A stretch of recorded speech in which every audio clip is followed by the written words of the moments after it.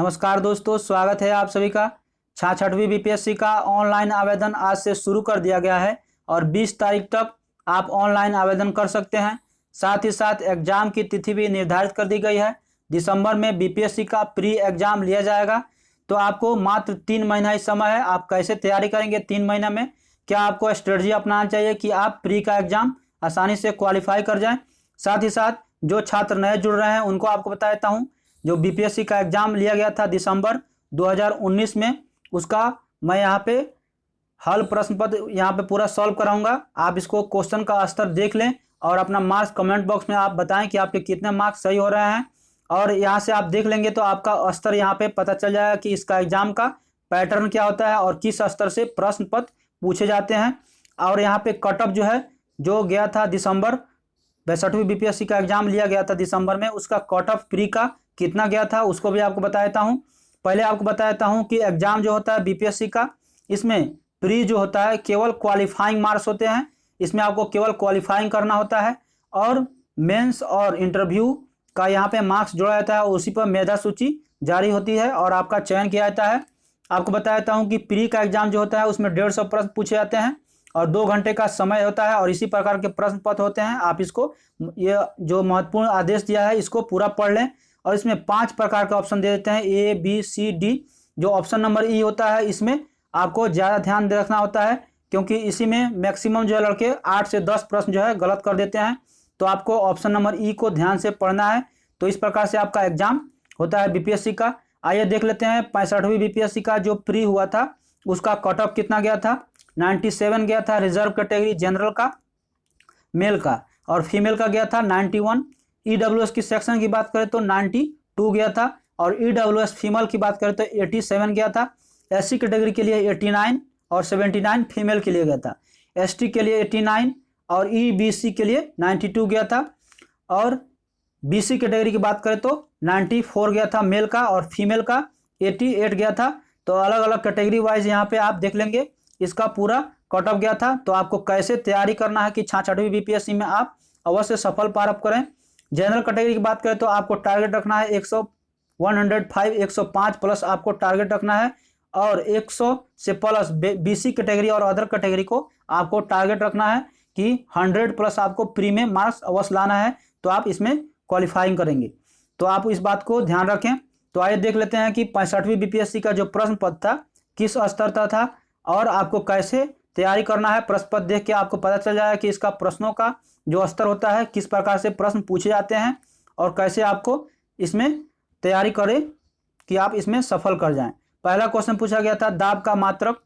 तो इसका आंसर जो है, जो आयोग के द्वारा दिया गया है उसी को मैं बताऊंगा। इसमें दाब का मात्रक जो होता है न्यूटन मीटर स्क्वायर होता है, तो इसमें आंसर नहीं दिया है। दाब जो है न्यूटन मीटर ऐसा इसका ऐसा ही मात्रक होता है और इसे पास्कल भी कहा जाता है। दाब एक अदिश राशि है। नेक्स्ट क्वेश्चन पूछा गया था सूर्य का प्रकाश पृथ्वी पर पहुंचने में कितने मिनट का समय लगता है।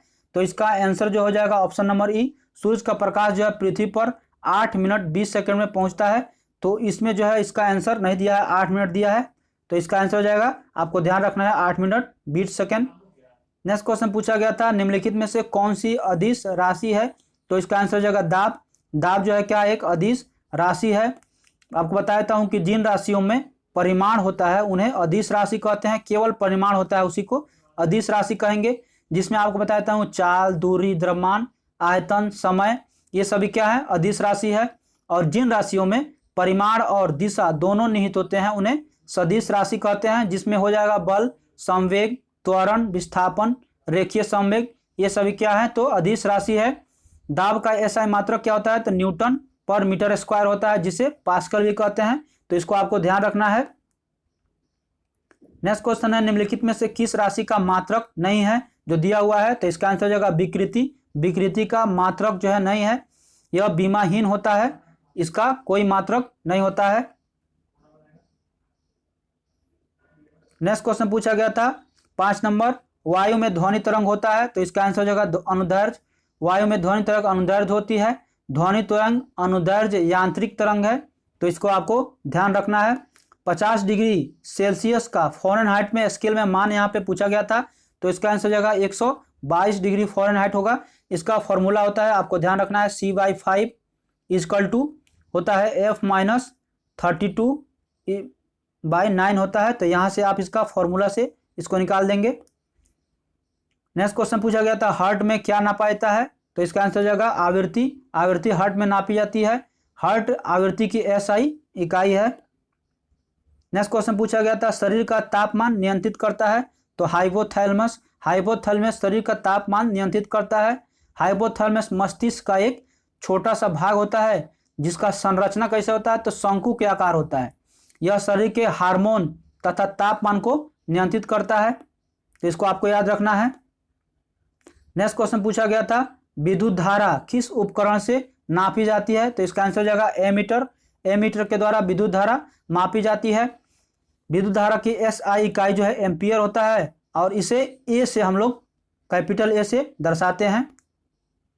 नेक्स्ट क्वेश्चन है विद्युत शक्ति की इकाई क्या है, तो इसका आंसर हो जाएगा वाट। विद्युत शक्ति की इकाई क्या होती है, तो वाट होती है। नेक्स्ट क्वेश्चन पूछा गया था आधुनिक रसायन शास्त्र के जनक जो है किसको कहा जाता है, तो इसका आंसर हो जाएगा लेवोइजर। लेवोइजर को आधुनिक रसायन शास्त्र का जनक कहा जाता है। लेवोइजर ज्वलनशीलता के लिए, ऑक्सीजन में भूमिका की खोज के लिए प्रसिद्ध हैं।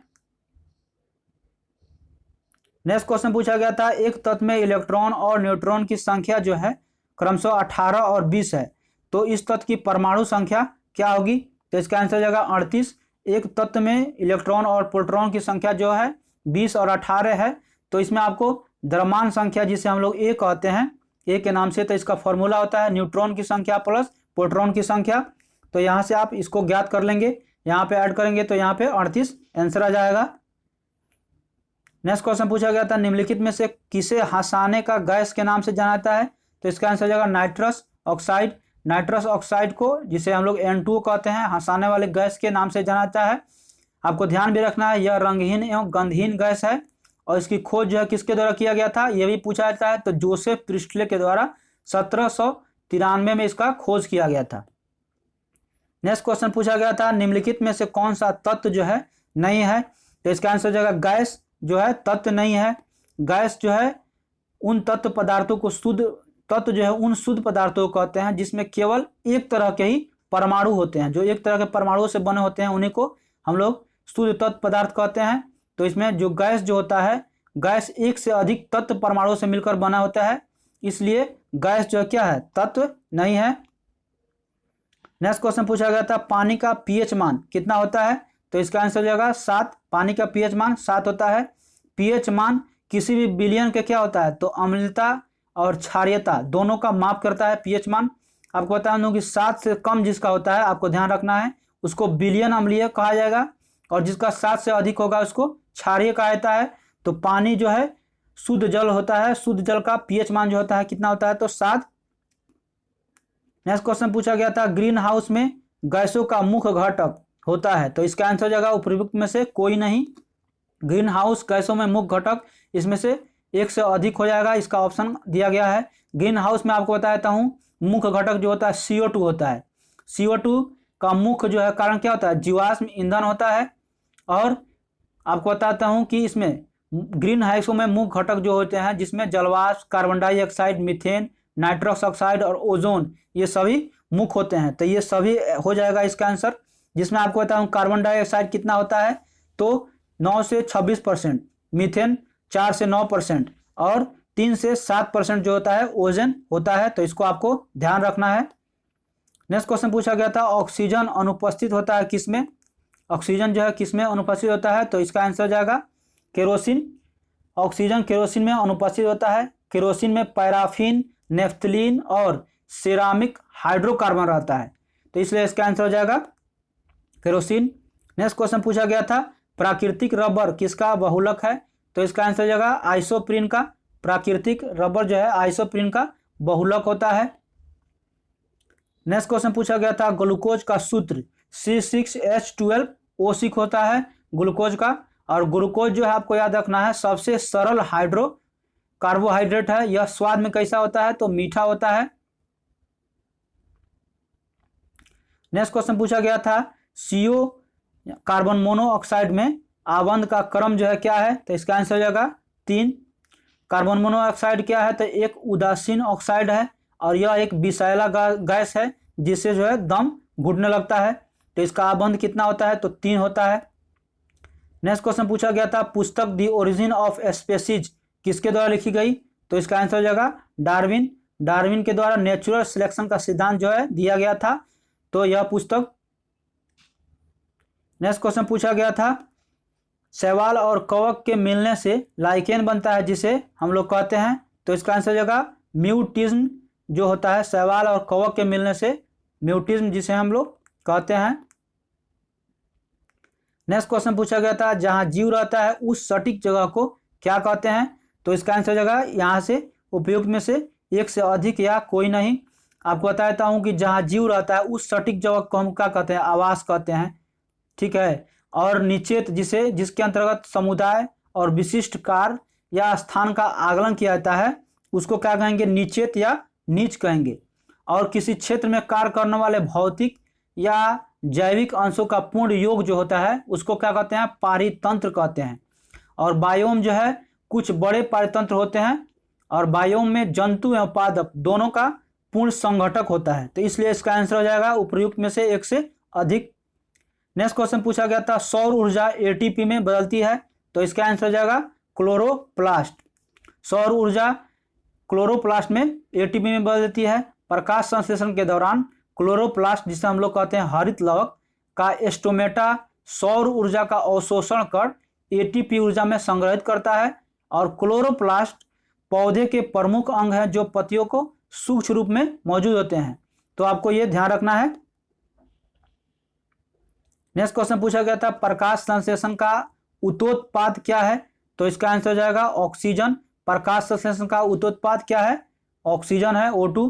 प्रकाश संश्लेषण वह प्रक्रिया है जिसके द्वारा हरे पौधे जो है शुरू से उस परिस्थिति में जल और कार्बन डाइऑक्साइड के संयोग से कार्बोहाइड्रेट का निर्माण करते हैं और इस प्रक्रिया में क्या होता है, तो उतोत्पाद के रूप में ऑक्सीजन जो है निर्मुक्त होती है, तो इसका आंसर हो जाएगा O2। नेक्स्ट क्वेश्चन पूछा गया था, हड्डियों की पढ़ाई विज्ञान की किस शाखा के अंतर्गत होता है, तो इसका आंसर हो जाएगा ऑस्टियोलॉजी। ऑस्टियोलॉजी के अंतर्गत जो है हड्डियों की पढ़ाई विज्ञान शाखा अंतर्गत आती है। और जियोलॉजी जो है किसके अंतर्गत आती है, आपको ध्यान रखना है, ये जो है पृथ्वी से संबंधित अध्ययन है। और रक्त में एंटीबॉडी और एंटीजन के अध्ययन को क्या कहते हैं, तो सीरोलॉजी कहते हैं। और पर्वतों के अध्ययन को क्या कहेंगे, ओरेलॉजी कहेंगे। और ऑस्टियोलॉजी जो होता है नृविज्ञान और पुरातत्व विज्ञान का एक उप शाखा है, तो इसको आपको ध्यान रखना है। नेक्स्ट क्वेश्चन पूछा गया था, निम्न में से किसकी कोशिका में कोई एंजाइम नहीं होते हैं, तो इसका आंसर हो जाएगा इनमें से कोई नहीं या उपयुक्त में से अधिक। इसको आपको ये ऑप्शन ध्यान रखना है, इसमें से कोई जो है कोशिका एंजाइम नहीं है। आपको बताता हूँ कि विषाणु जिसे वायरस कहते हैं कि एक कोशिका जो होती है इसका कोई एंजाइम नहीं होता है। लाइकेन, जीवाणु और शैवाल में कोशिका भित्ति होती है और विषाणु में कोशिका भित्ति का अभाव होता है। नेक्स्ट क्वेश्चन पूछा गया था, मनुष्य के शरीर के किस अंग में लिम्फोसाइट का निर्माण होता है, तो इसका आंसर हो जाएगा अस्थि मज्जा। मनुष्य के शरीर में अस्थि मज्जा में लिम्फोसाइट का निर्माण होता है और लिम्फोसाइट का निर्माण अस्थि मज्जा की स्टेम सेल में होता है। लिम्फोसाइट जो है जिसे WBC कहते हैं, श्वेत रक्त कणिकाएं जो शरीर के प्रतिरक्षा तंत्र को मजबूत करती है। नेक्स्ट क्वेश्चन पूछा गया था, निम्नलिखित में से किस हार्मोन में आयोडीन मिली होती है, तो इसका आंसर हो जाएगा थायरॉक्सिन हार्मोन में आयोडीन मिली होती है। थायरॉक्सिन हार्मोन थायराइड ग्रंथि द्वारा स्रावित होता है, तो इसको आपको याद रखना है। नेक्स्ट क्वेश्चन पूछा गया था, एड्स जो है किसके कारण होता है, तो इसका आंसर हो जाएगा विषाणु वायरस के कारण जो है एड्स होता है। कभी कभी एड्स का फुल फॉर्म भी पूछ लेता है, तो आपको इसको ध्यान रखना है, एक्वायर्ड इम्यूनो डिफिशियंसी सिंड्रोम। कभी कभी इसका जो है आगे या पीछे वाला हिस्सा पूछा जाता है, एक हिस्सा दे दिया जाता है।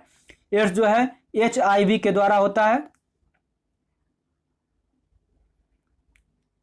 नेक्स्ट जो है सेक्शन यहाँ से अब पूछा गया करंट अफेयर का, तो यहाँ पे मैं पूरा ऑप्शन यहाँ से डिस्कस नहीं करूंगा, यहाँ पे सिर्फ आंसर बता दे जाऊंगा ताकि आपको इसका स्तर पता चले। करंट अफेयर जो है एक साल जो है आपका पूछा जाता है पीछे से, तो आपको करंट अफेयर का सेक्शन जो है आप देखें कि इसका किस प्रकार का स्तर होता है।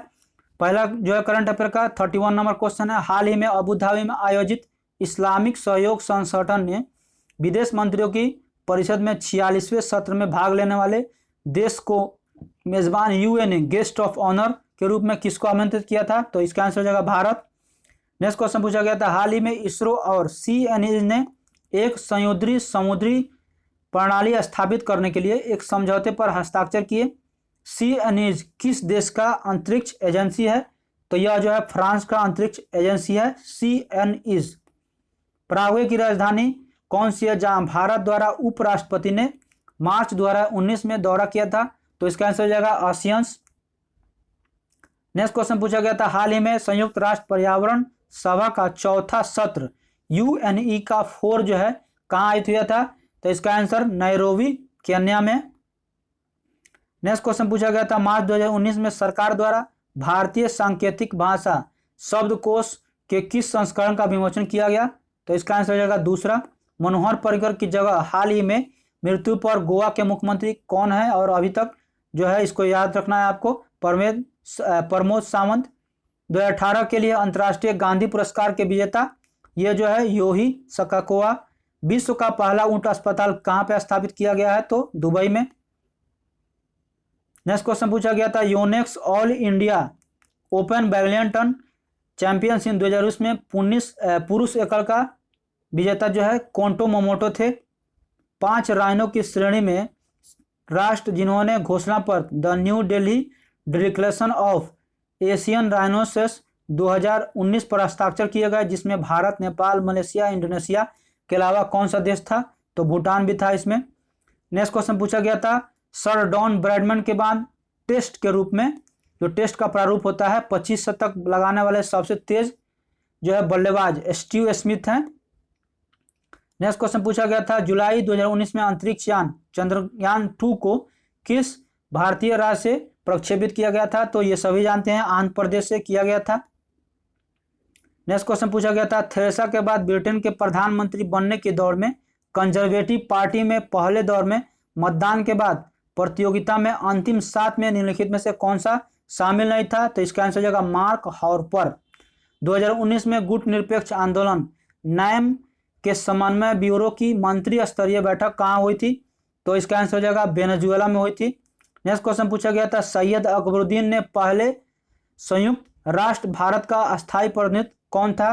तो इसका आंसर हो जाएगा अशोक कुमार बनर्जी। नेक्स्ट क्वेश्चन पूछा गया था, डेमोक्रेटिक राष्ट्रपति के उम्मीदवार के और अमेरिकी कांग्रेस में पहले हिंदू सदस्य कौन है जिन्होंने 2020 के चुनाव में खिलाफ भेदभाव कार्रवाई के लिए कम से कम $50 मिलियन के लिए गूगल पर मुकदमा दायर किया था? तो इसका आंसर हो जाएगा Tulsi Gabbard. A gallery of rascal पुस्तक के लेखक? तो इसका आंसर हो जाएगा रस्किन बॉन्ड। इसको आपको याद रखना है, यह क्वेश्चन आगे भी पूछा जा सकता है। खुदरा फर्नीचर की विशाल कंपनी आइकिया का भारत में पहला शोरूम 2018 में कब खोला गया? तो यह हैदराबाद में 2018 में शहर में खोला गया। 2020 में ओलंपिक ग्रीष्मकालीन ओलंपिक खेल जो है कहाँ आयोजित किए जाएंगे? तो इसका आंसर हो जाएगा पेरिस में 2020 का, जो अभी नहीं होगा, यह अभी स्थगित किया गया है कोरोना वायरस के कारण। नेक्स्ट क्वेश्चन पूछा गया था, यूनेस्को ने 2019 में उत्सव को रासायनिक तत्वों की आवर्त सारणी में अंतर्राष्ट्रीय वर्ष के रूप में कितने साल पूरे होने पर जश्न मनाया? तो इसको आपको ध्यान रखना है, 150 साल होने पर यह जश्न मनाया गया। हाल ही में भारत की संसद ने 3 तलाक कानून जो है पारित किया था, और भारत के सर्वोच्च न्यायालय के किस निर्णय को समर्थन दिया गया है जिसे 3 तलाक के विद्युत संवैधानिक बना दिया गया? तो यह 2017 में किया गया था। ब्रिक्स शिखर सम्मेलन 2019 कहाँ आयोजित होने वाला है? तो इसका आंसर हो गया ब्राजील में हुआ था। मुकुंद पद्मानंद के बाद समाचार पत्र द हिंदू के संपादक कौन बने हैं? तो इसका आंसर हो जाएगा सुरेश नामवत। मुकुंद पद्मानंद के बाद जो है हिंदू जो होता है द इंग्लिश समाचार पत्र, उसके संपादक सूरज नामवथन बने हैं। यह क्वेश्चन जो है बार बार पूछा जाता है, द हिंदू से रिलेटेड आपको बीपीएससी असिस्टेंट में पूछा गया था, तो इसको आपको ध्यान रखना है। यहाँ से प्रश्न जो है इस सेक्शन से पूछे जाते हैं। अब यहाँ से बिहार के सेक्शन से करंट भी पूछे गए हैं। पटना उच्च न्यायालय के मुख्य न्यायाधीश कौन है जिन्होंने 2019 में बिहार में राज्यपाल के रूप में श्री फागू चौहान को शपथ दिलाई थी? तो माननीय एपी शाही।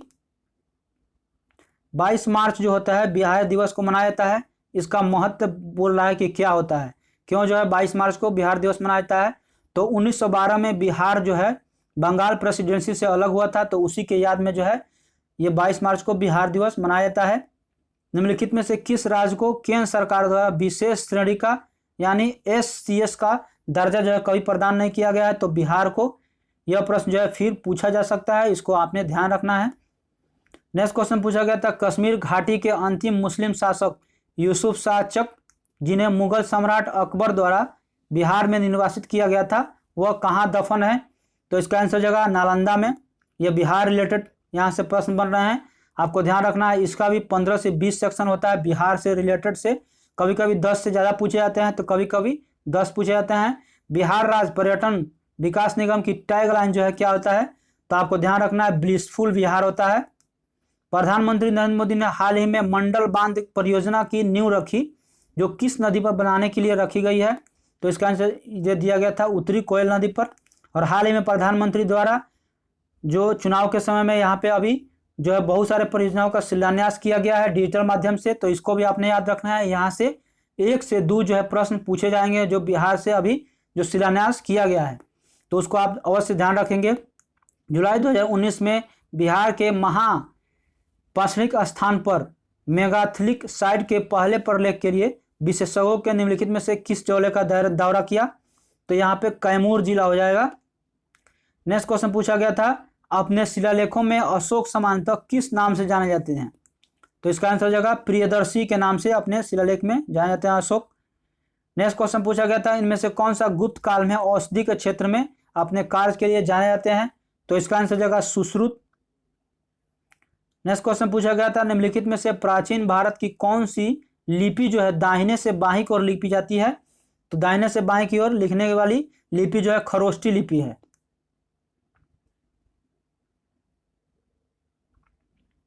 नेक्स्ट क्वेश्चन पूछा गया था, निम्नलिखित में से कौन सा बंदरगाह गुप्त काल में उत्तर भारतीय व्यापार के लिए सबसे उपयोग किया जाता था? तो इसका आंसर हो जाएगा यहाँ से उपयुक्त में से कोई नहीं या एक से अधिक। मुगल चित्रकला किसके शासनकाल में नेतृत्व में जो है सबसे चरम यानी शीर्ष बिंदु पर थी? तो इसका आंसर हो जाएगा जहांगीर के शासनकाल में जो है मुगल चित्रकला सबसे सर्वोच्च पर थी। नेक्स्ट क्वेश्चन था, मध्यकालीन भारत में मनसबदारी व्यवस्था क्यों लागू की गई थी? तो इसका आंसर हो जाएगा सैनिकों की सुगमता से भर्ती हेतु। नेक्स्ट क्वेश्चन पूछा गया था, अष्टप्रधान जो है का गठन किसने किया था? तो इसका आंसर हो जाएगा शिवाजी ने अष्टप्रधान का गठन किया था। शिवाजी के प्रशासन में राजा की सहायता हेतु एक मंत्री परिषद की गठन की गई थी, जिसे अष्टप्रधान कहा जाता है। और पेशवा जो जिसमें पूछा जाता है जो अष्टप्रधान में सबसे प्रमुख होता है, और इसका स्थान जो होता क्या होता है? तो राजा के बाद होता है। तो इसको आपको ध्यान रखना है, यह प्रश्न फिर पूछा जा सकता है, बहुत इंपॉर्टेंट क्वेश्चन है। दिल्ली के किस सुल्तान में सबसे अधिक नहरों का निर्माण कराया गया था? तो इसका आंसर जगह फिरोज शाह तुगलक के शासनकाल में सबसे ज़्यादा नहर का निर्माण किया गया था, और फिरोज शाह तुगलक ने सार्वजनिक निर्माण के अंतर्गत नहरों का निर्माण एक विस्तृत परियोजना बनाई थी। नेक्स्ट क्वेश्चन पूछा गया था, बंगाल की खाड़ी में समुद्री डकैती हेतु हुगली का उपयोग कौन करता था? तो इसका आंसर हो जाएगा पुर्तगाल। बंगाल की खाड़ी में समुद्री डकैती हेतु हुगली का उपयोग पुर्तगाली करते थे, और भारत में पुर्तगाली वायसराय नीनो डी कुन्हा ने जो थे वे गोवा के कोचीन तट पर अपनी राजधानी बनाए थे। नेक्स्ट क्वेश्चन पूछा गया था, ठगों का उन्मूलन किसके नेतृत्व में किया गया था? तो इसका आंसर हो जाएगा कैप्टन स्लीमन के द्वारा ठगों का नेतृत्व किया गया था, जो 17वीं से 18वीं शताब्दी में किया गया। नेक्स्ट क्वेश्चन पूछा गया था, अफगानिस्तान के प्रति आक्रामक नीति किस वायसराय ने अपनाई थी? तो इसका आंसर हो जाएगा लॉर्ड लिटन के द्वारा। नेक्स्ट क्वेश्चन पूछा गया था, 1930 में महात्मा गांधी ने सविनय अवज्ञा आंदोलन कहाँ से प्रारंभ किया था? तो इसका आंसर हो जाएगा दांडी। महात्मा गांधी ने 1930 में 12 मार्च 1930 को साबरमती आश्रम से गांधी जी ने 78 सदस्यों के साथ दांडी यात्रा प्रारंभ किया था। नेक्स्ट क्वेश्चन है, सारावधी आंदोलन 1922 किसके नेतृत्व में प्रारंभ हुआ? तो इसका आंसर हो जाएगा सरदार वल्लभ भाई पटेल। सरदार वल्लभ भाई पटेल के नेतृत्व में सारावधी आंदोलन 1922 में प्रारंभ किया गया था। नेक्स्ट क्वेश्चन है, भारत के विभाजन के समय भारतीय राष्ट्रीय कांग्रेस के अध्यक्ष कौन थे? तो इसका आंसर हो जाएगा जेवी कृपलानी। भारत के विभाजन के समय भारतीय राष्ट्रीय कांग्रेस के अध्यक्ष जेवी कृपलानी थे। नेक्स्ट क्वेश्चन पूछा गया था, बिहार में 1857 के विद्रोह का नेतृत्व जो है किसके द्वारा किया गया था? तो कुंवर सिंह के द्वारा बिहार में 1857 का विद्रोह का नेतृत्व किया गया था। तो इस वीडियो में मैं 75 प्रश्नों का जो है डिस्कस किया हूं और 75 जो है अगले वीडियो में आपको जल्द ही प्रोवाइड किए जाएंगे। और साथ ही साथ आपको तैयारी करने के लिए कौन कौन से बुक और क्या स्ट्रेटजी अपनाना होगा कि आपको 3 महीना में जो है प्री क्वालिफाई कर जाएंगे और आप कम समय में कैसे तैयारी कर जाएंगे। तो प्रश्नों का स्तर आप देख ही रहे होंगे कितना जो है प्रश्नों का स्तर जो है समान है। तो आपको तैयारी करने के लिए कौन कौन से सेक्शन और कैसे कैसे तैयारी करना है अगले वीडियो में मैं जल्द ही प्रोवाइड करूंगा। अगर आप चैनल पर नए हैं तो चैनल को सब्सक्राइब करके चैनल से जुड़ जाएं ताकि आपको सारी जितने भी सरकारी एग्जाम के रिलेटेड तैयारी और गाइडलाइन हो उसको आपको लाभ मिल सके। तो मिलते हैं नए वीडियो में, तब तक के लिए जय हिंद, जय भारत।